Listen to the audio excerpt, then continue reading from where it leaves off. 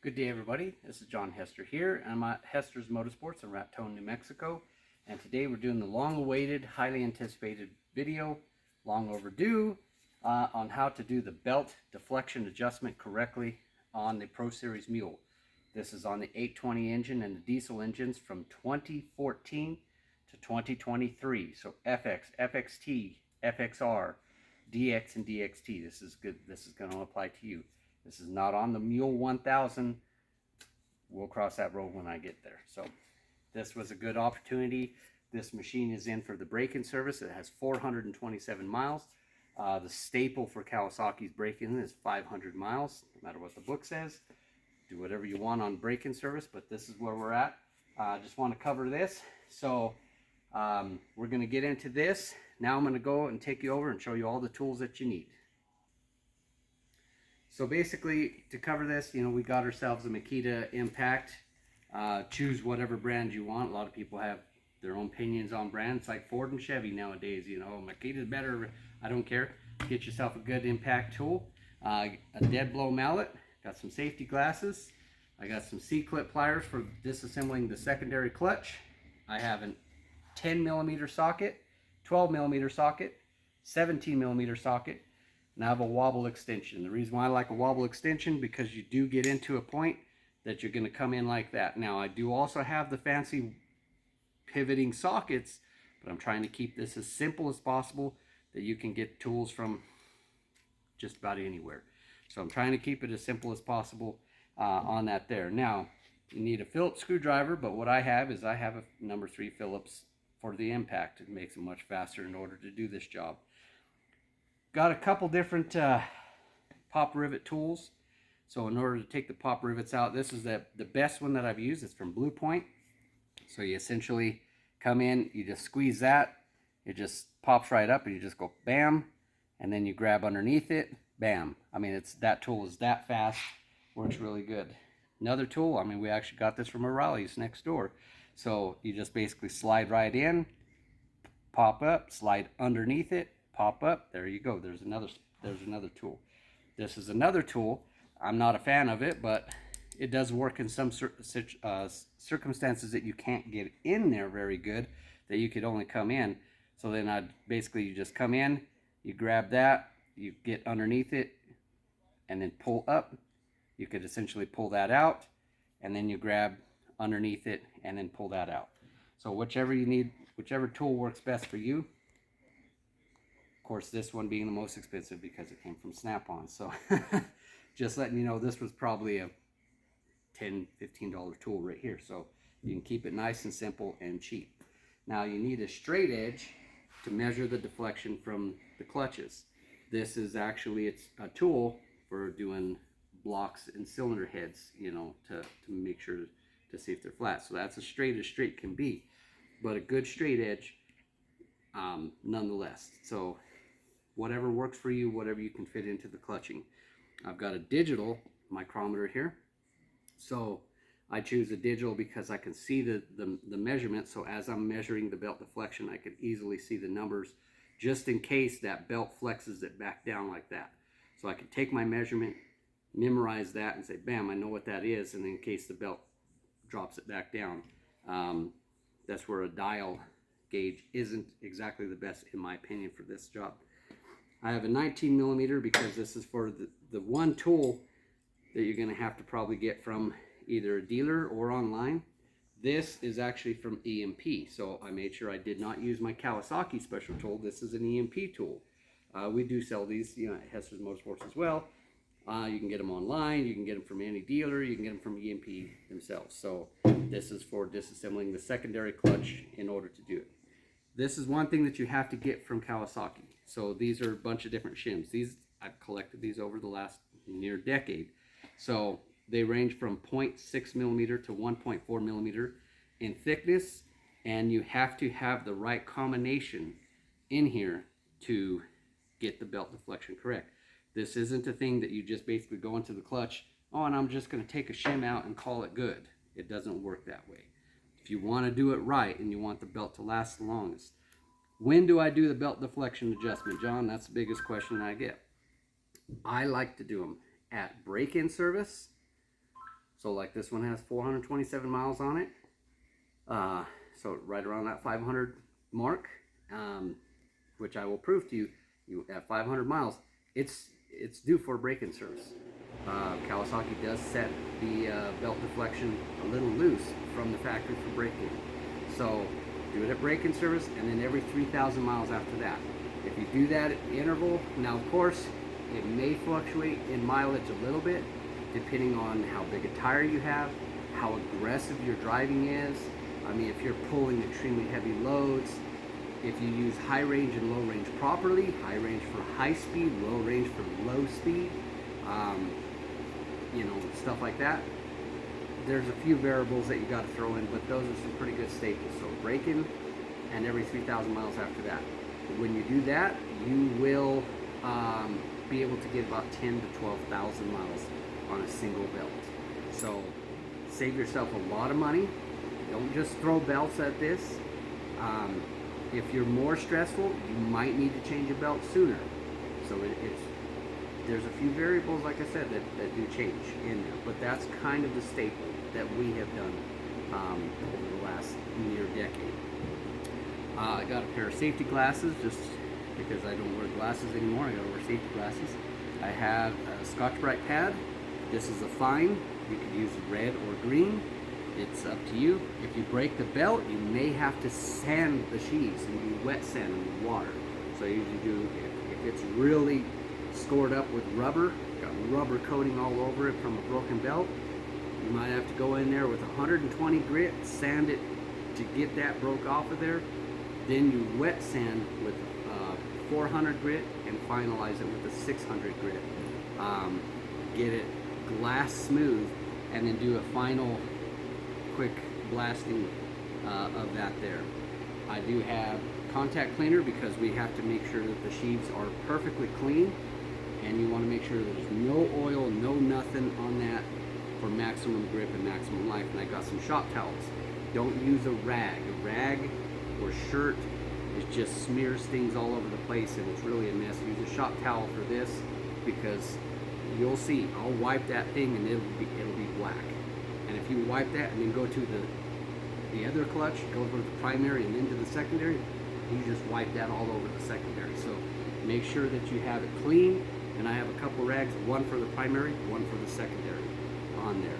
So I think that covers the tools there. There's one other tool that I'm going to get to here in just a second, so let's go ahead and get into this. Okay, so in order to get to this point here, this is all covered in plastic. So you have pop rivets all the way down in here to remove this inner fender well, and that's where the pop rivet tool comes in. So you remove this inner fender well, then you've got 4 screws, 1 here and 3 along here, and then you've got the pop rivets all in here, and then that panel will come off, and I just toss them up here. So here's the rear fender well, and I've got the other one right there, and then that's the belt cover. You've got the 10 millimeter surrounding all the way around the belt cover there. Don't lose them. They are a special shaped bolt, so it's not just something that you can go down to the hardware store and get a new bolt. So make sure you keep everything lined out and in order. So once you pull the belt cover off, then you're into this situation right here. It is much easier up on the lift. I understand that. Not everybody has that. So you make the best with what you got. But you want to open it up to get in there and access it the best that you can, because it's so much easier whenever you can do that. So right now, the first thing that we're going to do is we're going to take the belt deflection measurement first of what it is right now. So you're going to take your straight edge, and you're going to take your micrometer here.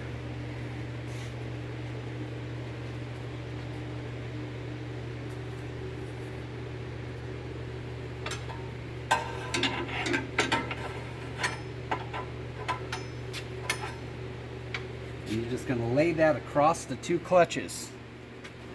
Then you're going to come in here and you have to push down. It's 12 foot-pounds of force right in the middle. So you tend to get used to this. There is a special tool that will measure the foot-pounds, but we're not using any special tools if we don't have to. Trying to keep it as simple that you can do this in a garage at home. So I just push this down. You can feel it basically end without a super large amount, and that's basically about it. Then you just take, I turn this sideways because you don't want to measure inside the groove, you want to measure on top of the belt, just right here in the middle.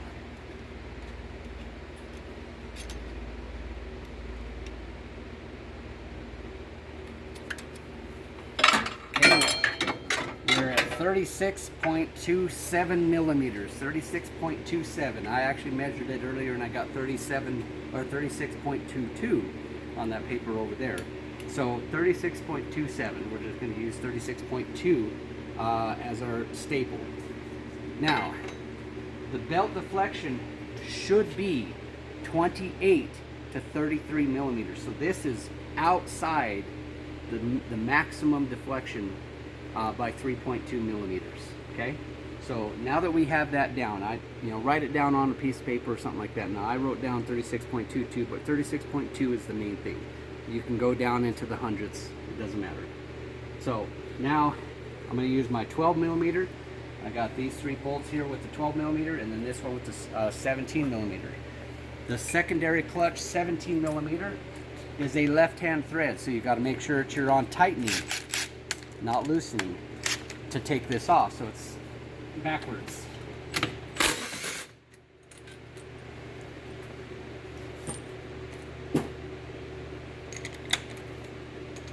Okay, now these are regular thread. That's the only bolt that's a left-hand thread on this machine.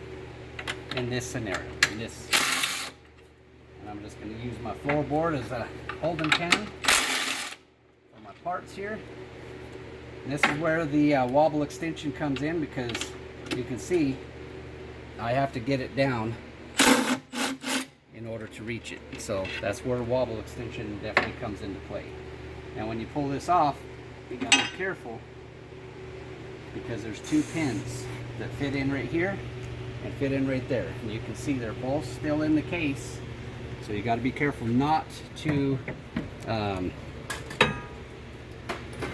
drop those or anything, because you definitely need to have those for alignment. There's a bearing and a seal in here. You just make sure that everything's working good, and we'll get that cleaned up before we put it all back together. But you just want to make sure that everything is in good shape. Now, this is one tool that I hope you don't need. It's a possibility when it's at the break-in service. So it is a possibility that you might see this tool. You might need something like this. So essentially all I did is I just got a slide hammer, and then I got a claw tip at the end there that I could fit it. And you fit it on the 2 sections, either here or here, that has the highest strength. So you don't want to grab it here, because you have a chance that you could flex and crack this. So you get it on either here or here. And essentially it doesn't take much, because I say it's mainly because at the break-in service, because at the factory they don't put a lot of grease on these. So that's why the break-in service is so important.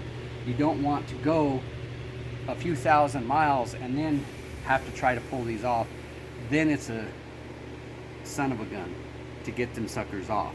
A lot of the times you can just jiggle it back and forth and get it to pop right off. But if you ever need to, this is essentially what we do. We grab hold of that.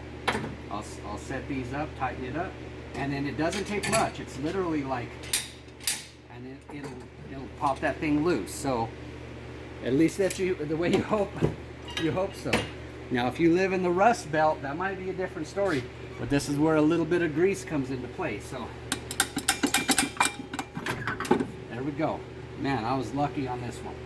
So now I'll just pull the whole clutch off, take it over here,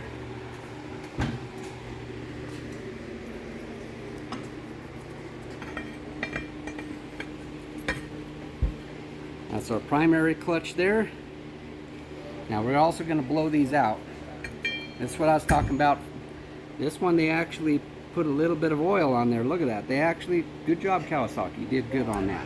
A lot of times we'll pull this thing off and it is bone dry, and it's actually got some rust to it. So this is all steel and that's all steel. So this was done very good. Over the years, you know, you want to have some grease and stuff on there. So that is perfect. You don't need to gob the heck out of it, because centrifugal force is going to fling that grease out and it could get all over your belt. So you just, it doesn't take a lot of grease. Just a little bit of grease inside those splines around the O-ring and stuff like that, and everything will come off so much easier as far as that goes. Your secondary clutch, you want a little bit of grease on the shaft. Just a little bit of grease on the shaft and the splines on the inside there, and this sucker will come right off, and this actually has some grease on it, so that's actually really good. Okay, so now the belt, I'm just going to take a look at it, and you can see, you'll know if there's any burn marks on it. If you burnt the belt, you'll see divots and stuff like that, and you'll also feel it when driving the machine. It will surge constantly, but you check your faces of the clutch or the belt face and make sure that everything looks good. And of course this belt is looking really good. I mean, Kawasaki makes one heck of a belt. That's why we always recommend, always use the Kawasaki belt. There is nothing better than the Kawasaki belt, bar none. So make sure you use a Kawasaki belt whenever you do, if you ever need to replace these. Now, the secondary sheave is the one that we need to mess with, because this is going to determine where that belt rides up inside here, and it makes it tighter or looser.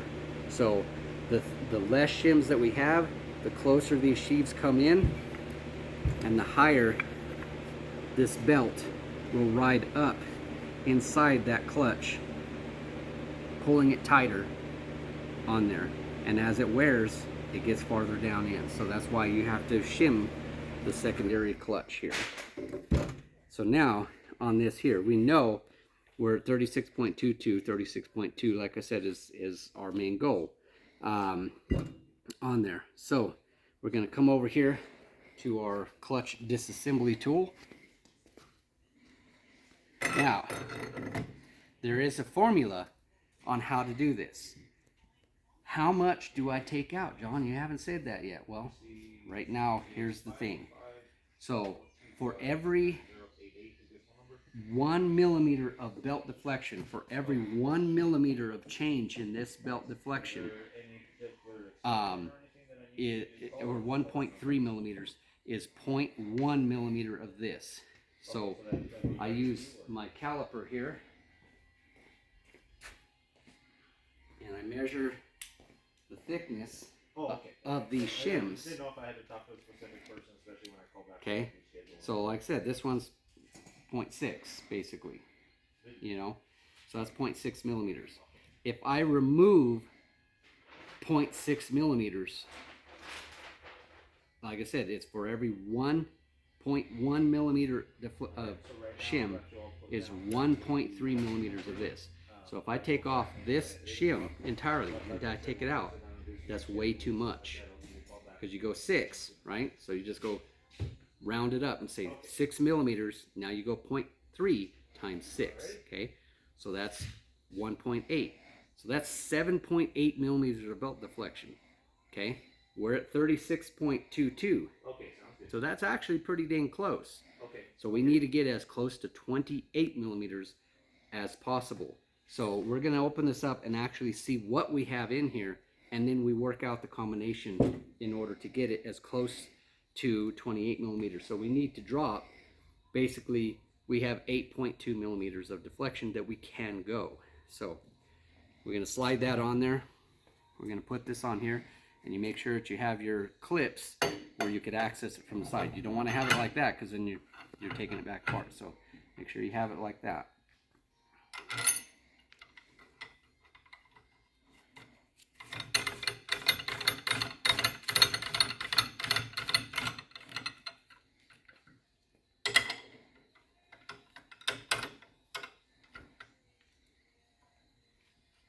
Making sure everything's lined up.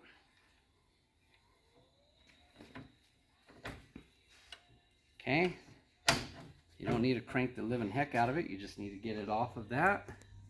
And it's so much easier with the 90 degree, because you could just reach in there and I have to open them up. So this one I could change to open or pull closed. That's the nice thing about the blue points.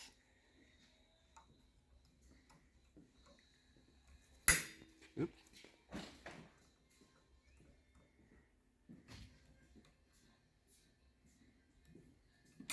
Set that up there.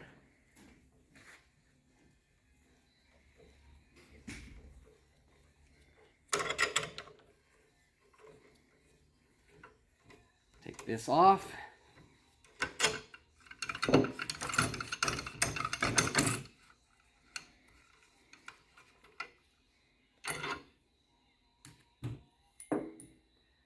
Okay, and I just take this whole thing off in one shot and just set it right down. Now, there are inside here some pins, so you got to be careful. Now, actually, I need a standard screwdriver. Let me get a standard screwdriver here. Okay. So a standard screwdriver, this might be too big, but let's see. There's these pins in here, and I'll show you. Yep, that's too thick. Got to get a narrower tip here.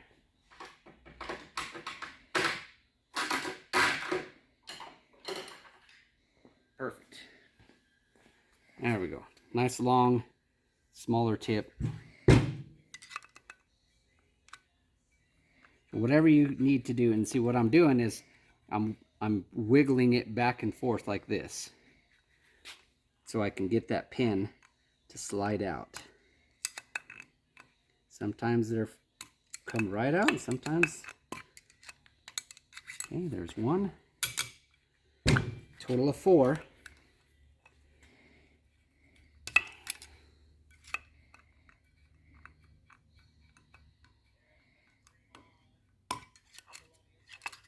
Two.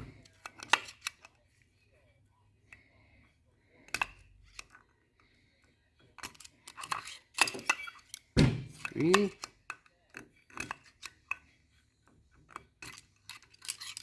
4. Okay, and you don't want to lose those suckers. Now, just slide that off. See, I'm trying to do my best not to touch the face, but you can see how it's not super shiny. That's because there's a little bit of glazing on there, but not bad. That's normal, completely normal. That is actually a beautiful looking clutch whenever you take it apart. Now, right here is our shims.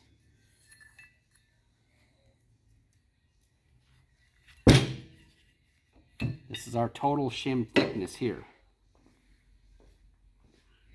Okay, so I got to measure what the total stack is.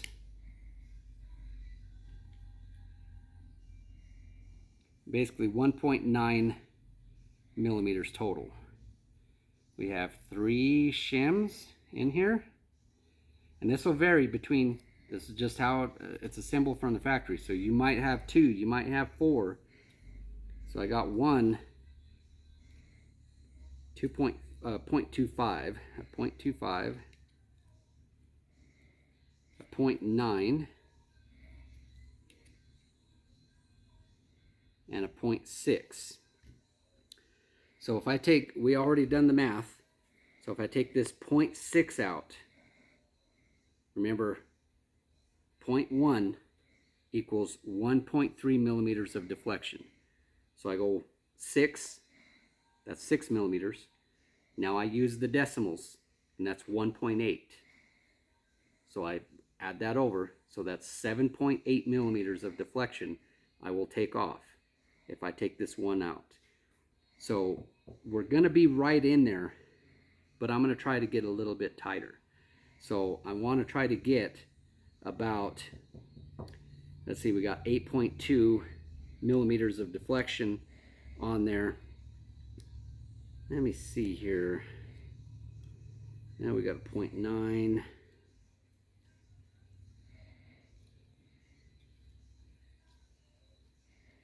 Let me see here.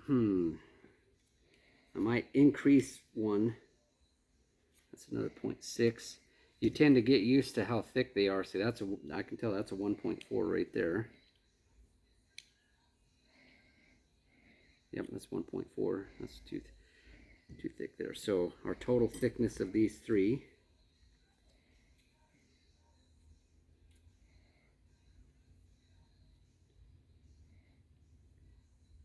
I mean, we're so close to 2 millimeters. I mean, 1.9. Oh, if I squeeze it tight, it's like 1.9. So 1.9 right there. So let's see, I need to drop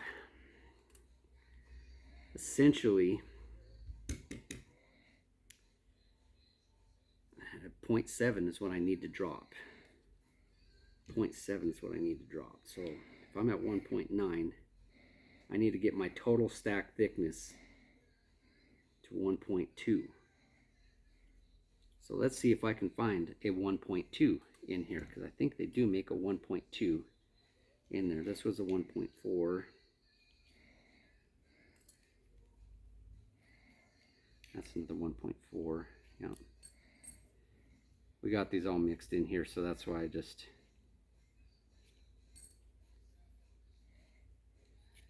kind of feel it. Now that's a 1. Wait a minute, I have a 2 here. 0.6. Okay.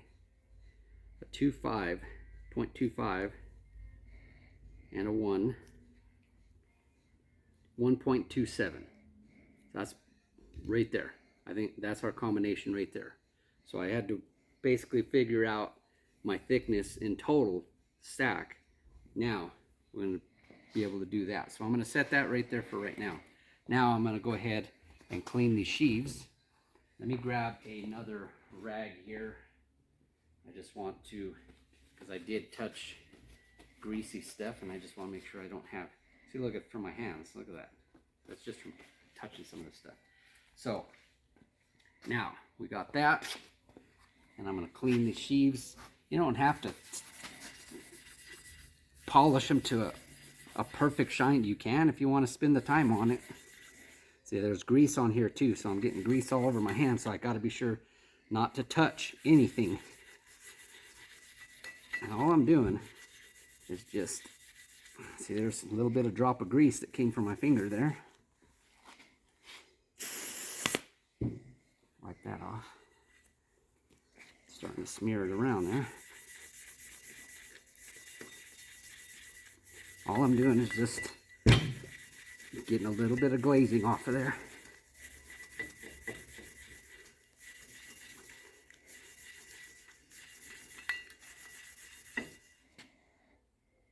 So you can see a little bit of cross hatching in there, like that, just to kind of break up that glazing, get it clean. Now I'm going to do this one. I'm going to use this dirty rag to just get my, it'd be actually good to put on some new gloves. I think that's what I'm going to do, put some new gloves on.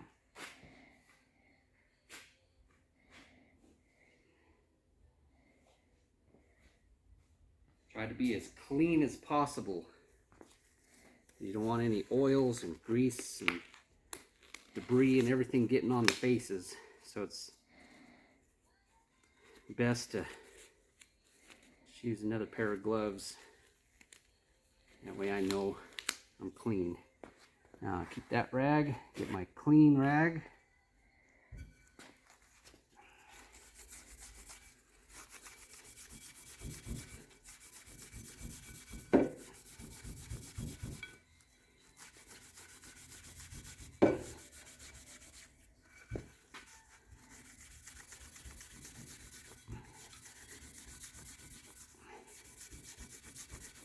Over it a couple times there.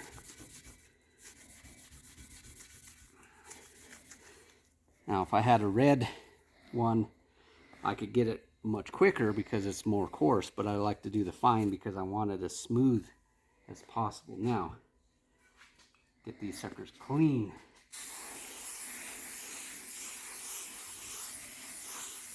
Contact cleaner or brake cleaner, clean rag. See? That's what I mean. You gotta make sure that it is as perfectly clean as possible.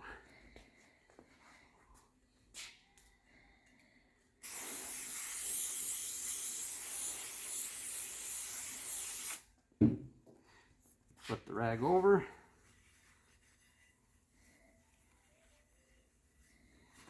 There we go. Don't touch the face. Put my new shim stack in there.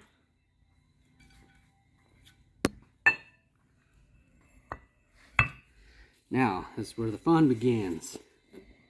These 4 pins, you gotta make sure it's the same shape on both sides, so it doesn't matter how you put it in, but this is the easiest way. As I set it up, and all I do is I just set it flat, use my finger, and I just feel my way. I feel it drop into one of those grooves, and essentially what I'm doing is I'm pushing it in the groove like this till I reach the end. Then I push my finger to put it up, put my finger on top, and I'll sit there and wiggle it till it drops right into the hole. Use my dirty rag here. Slide that up, reach the end, and then all I do is I just, the first one you'll have to kind of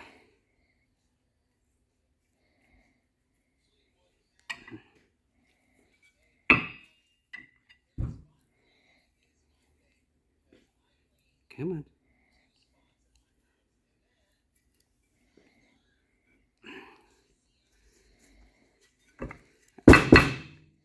Kind of flipped it over there. Let me kind of show you here. So this one has the holes in there. This is the grooves that I was telling you about.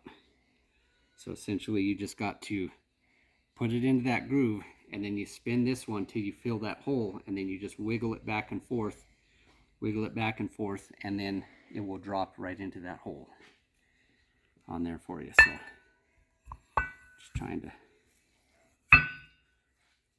give you a little bit more detail on how that fits in there.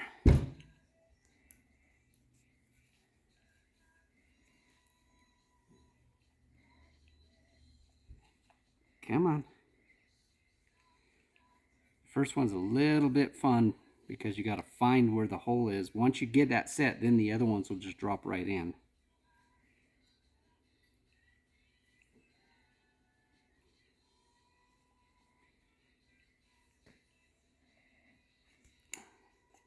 Pause it. Okay, there we go. Got that first one in. So now, see, it doesn't move back and forth because that pin popped in.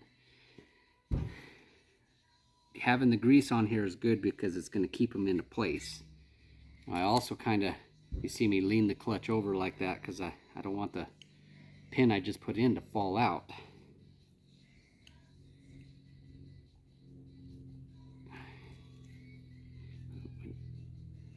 Too far in there. There we go. Second one's in. Kind of tilt it like that. It just keeps stuff from falling out.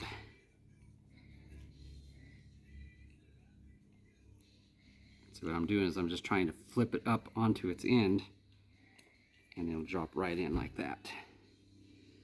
And make sure all 4 of these bad boys are in there.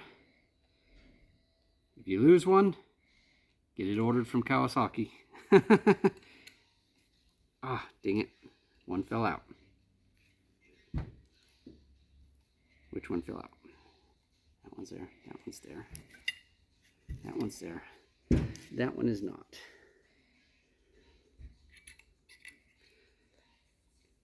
It's a little bit tedious, but all you do is just take your time.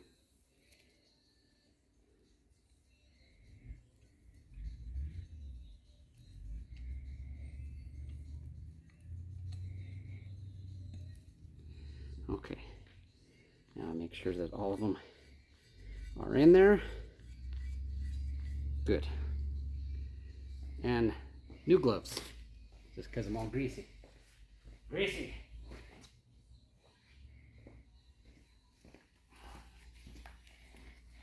It's easier for me to get new gloves than to sit there and wipe my hands off. It's easier. There, now perfectly clean. Okay, now we got that back together. We're going to reassemble the clutch. And just like how I took it off, I just put it right back on there. Make sure it's in the groove.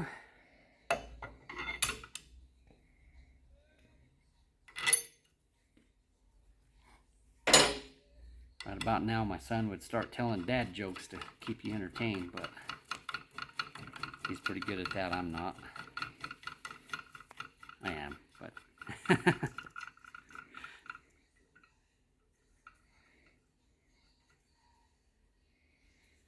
okay.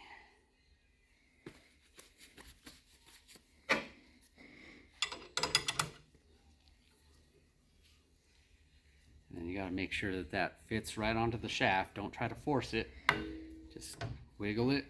You can feel it just pop right on. Bam diggity, Bob's your uncle. By the way, Bob is my uncle. Howdy, Uncle Bob.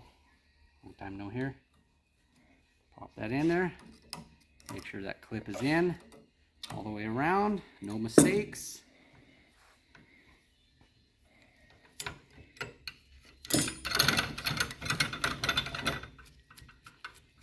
Okay.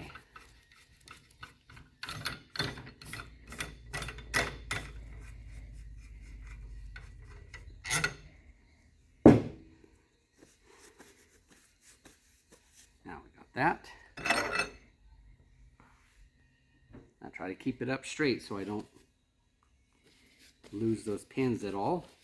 Once you get some tension on there, it's less likely those pins are going to come out, but you still can wiggle it back and forth a little bit. But whenever I go to put it in there, what I do is I grab that and I actually twist it, and I'll grip it when I'm putting it up in there, so that way I don't have one of those pins start to slide out, and then you go to slide it onto the shaft and it's hitting that pin, and that pin won't let it go on the shaft, and then you're sitting there, then you get a dead blow mallet and you start smacking and smacking, and all it is that pin barely slid out.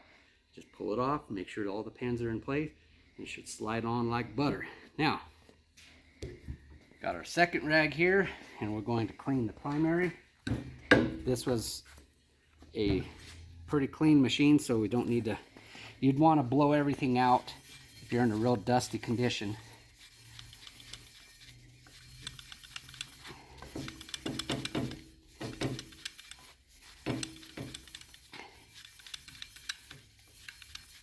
Couple laps around the track here. Flip it over. Try not to grab your greasy splines there.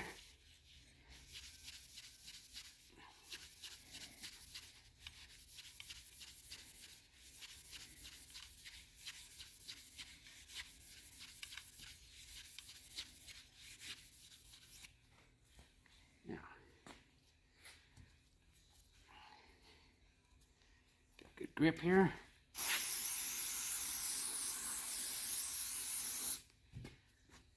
Clean, fresh rag.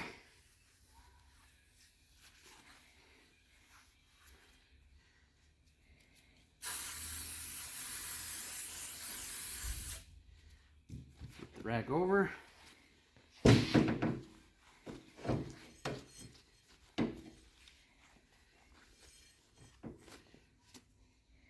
Now,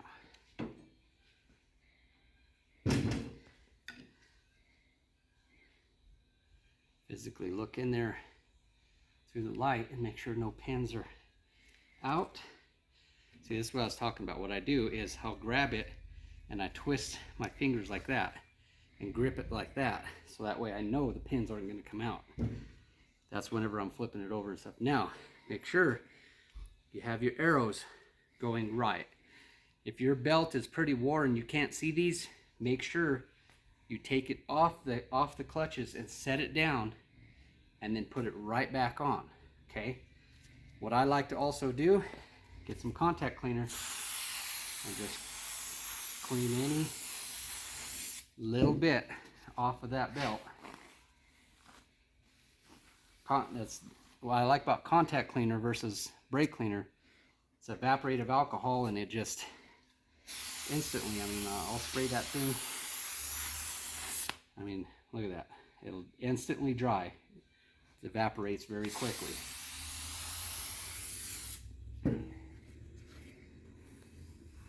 I don't really scrub it. All I do is I just kind of wipe it. See, all I'm doing is I'm just wiping some of the glazing off. This is how you make a belt last 10 to 12,000 miles, just keeping everything clean. Slide it on your primary, slide it over your secondary, grip it, twist it,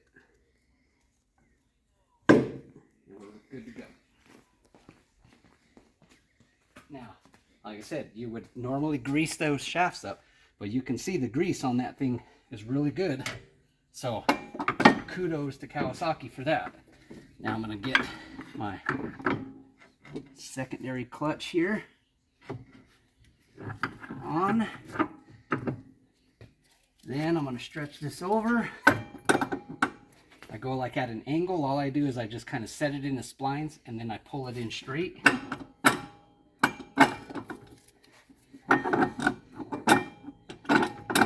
Come on, line up.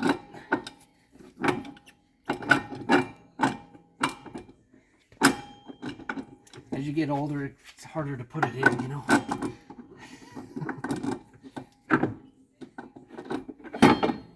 Come on. There we go.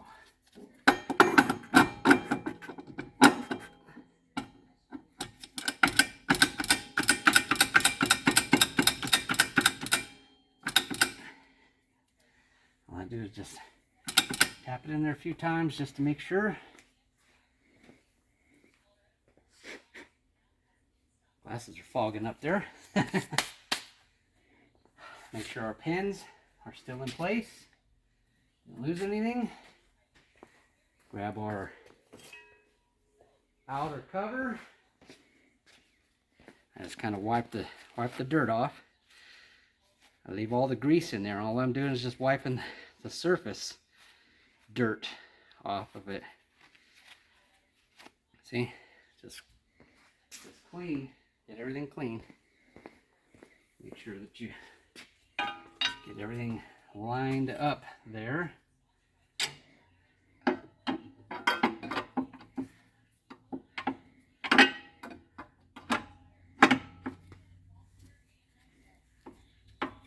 Slid on like greased up deaf guy. Now, of course, you want to make sure that these are started nice and slow. First, get all three started. You can start them by hand. Touch it. Hold it in there tight.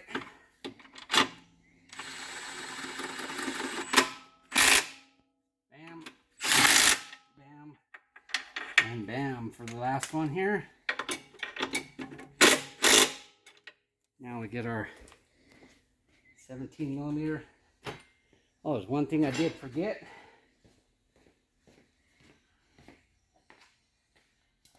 I like to do blue Loctite. Make sure you put blue Loctite on this thing. Anything spinning like this, you don't want coming out.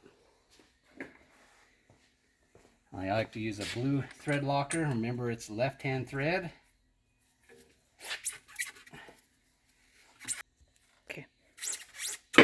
There we go. So once I got it, once I put it in gear, the shaft stopped spinning and the spline lined up and it just popped right in. So little tip there, put it in gear. Like I said, left-hand thread.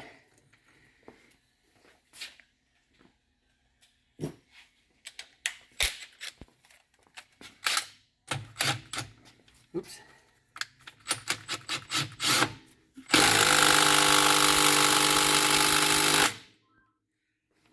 How much torque? Oh, about 3 seconds of ugga-dugga. There you go. Now that you got all that tight, now you start the engine. Make sure nobody's in the way. Make sure it's in neutral. That's when I open the door here. This is a downfall of the lift. Make sure I'm in neutral. Okay, and then what you do, you just start it. You want to run through a couple cycles. You don't need to bounce the rev limiter.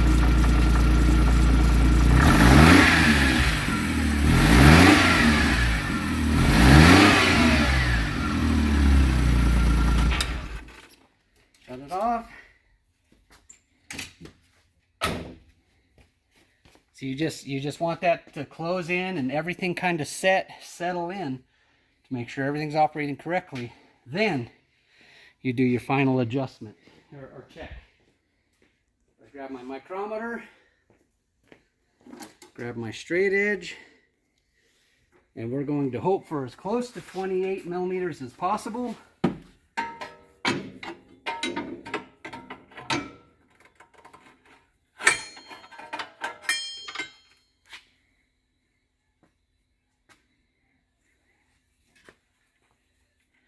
Should be zeroed out.